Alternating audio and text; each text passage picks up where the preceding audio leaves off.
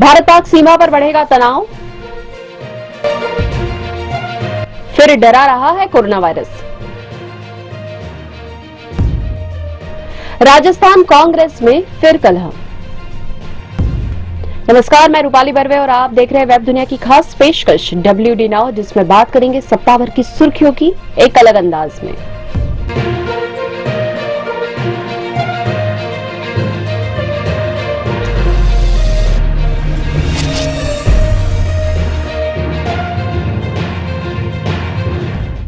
भारत और पाकिस्तान सीमा पर आने वाले समय में तनाव बढ़ने के आसार हैं।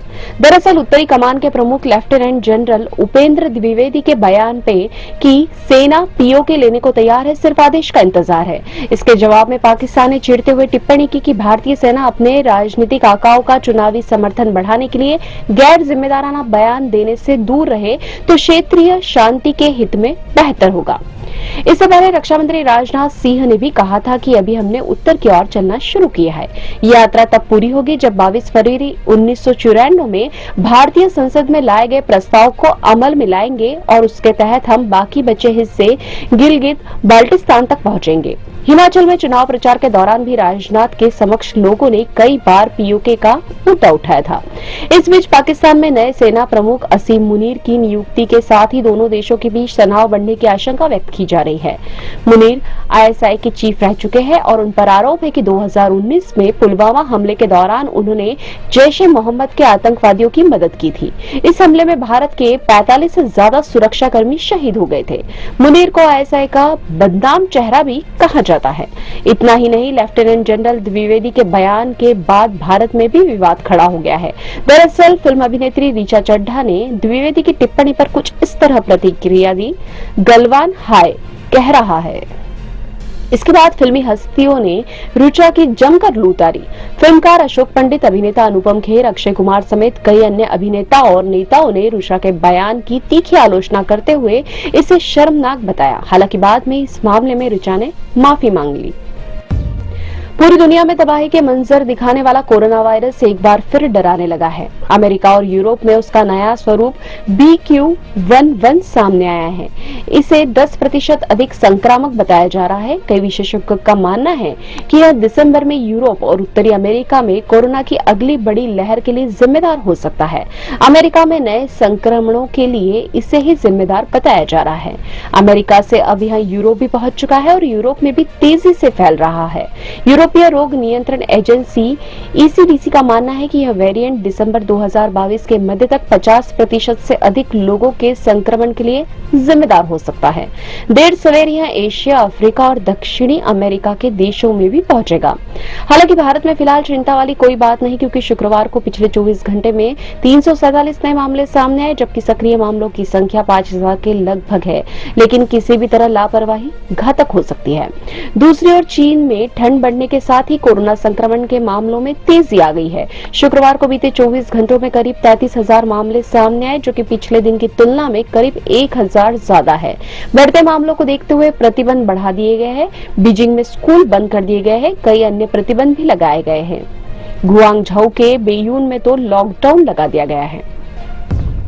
राजस्थान में कांग्रेस की कलह का जिन्न एक बार फिर बोतल से बाहर आ गया है। कुछ दिनों की शांति के बाद खुद मुख्यमंत्री अशोक गहलोत ने इस विवाद को हवा दे दी है। गहलोत ने कहा कि पायलट गद्दार है और एक गद्दार को किसी भी सूरत में मुख्यमंत्री नहीं बनाया जा सकता। जवाब में सचिन पायलट ने कहा कि अशोक गहलोत वरिष्ठ और अनुभवी नेता है, उन्हें ऐसे आरोप लगाना शोभा नहीं देता। उन्होंने यह भी कहा कि विधायकों से गुप्त मतदान करा लिया जाए तो जिसे ज्यादा वोट मिले वह CM बने। वहीं कांग्रेस संचार विभाग के प्रमुख जयराम रमेश ने नसीहत भरे अंदाज में कहा है कि गहलोत वरिष्ठ और अनुभवी नेता है और उन्हें उम्मीद है कि वे पायलट के साथ अपने मतभेदों को दूर करेंगे। इस बीच खबर यह भी है कि पायलट समर्थक गुर्जर समुदाय कांग्रेस के पूर्व अध्यक्ष राहुल गांधी के नेतृत्व में चल रही भारत जोड़ो यात्रा के राजस्थान पहुंचने पर उसे बाधित कर सकता है।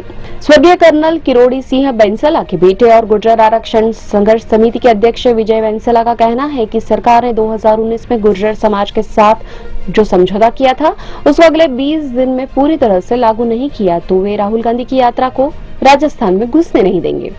कुछ लोग इसे पायलट को डैमेज करने के लिए अशोक गहलोत का दाव भी बता रहे हैं। कहा तो यह भी जा रहा है कि प्रियंका गांधी पायलट को मुख्यमंत्री के रूप में देखना चाहती है। इन सब विवादों के बीच राहुल गांधी की भारत जोड़ो यात्रा का राजस्थान कांग्रेस को कितना फायदा मिलेगा, यह तो भविष्य ही बताएगा।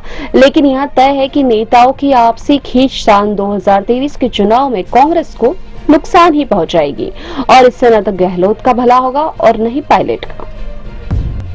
अब खबरें संक्षेप में।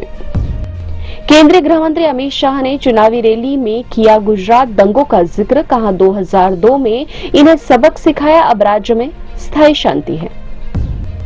आबकारी घोटाला में सीबीआई के आरोप पत्र में दिल्ली के डिप्टी सीएम मनीष सिसोदिया का नाम नहीं। केजरीवाल ने कहा कि रची गई थी सिसोदिया के खिलाफ साजिश। क्वींसलैंड में महिला की हत्या करने वाला राजविंदर सिंह 4 साल बाद दिल्ली में गिरफ्तार। जद्दा के रेगिस्तान में कुदरत का कहर, मूसलाधार बारिश के बाद सड़क पर सैलाब, 2 लोगों की मौत, स्कूल कॉलेज बंद, करोड़ों रुपए का नुकसान, उड़ानों पर भी असर। पीसीबी के प्रमुख रमीज राजा ने कहा कि अगर भारतीय टीम एशिया कप खेलने पाकिस्तान नहीं आती है तो पाकिस्तान की टीम अगले साल भारत में होने वाले वर्ल्ड कप में नहीं खेलेगी। ये थी वेब दुनिया की खास पेशकश WD नाउ। अगले सप्ताह की सुर्खियों के साथ फिर हाजिर होंगे। नमस्कार।